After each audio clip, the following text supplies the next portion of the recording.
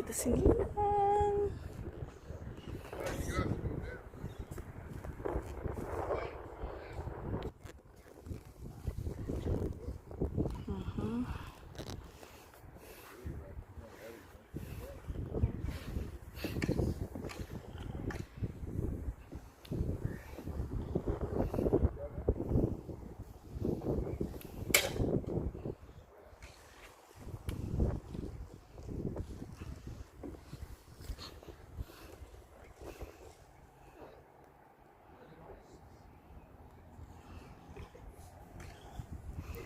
Ayan, ibinaba namin dito yung, itinaas pala namin. Ayan guys, yung lavender. Meron din ako niyan sa bahay. Ayan, makikita nyo. Ayan.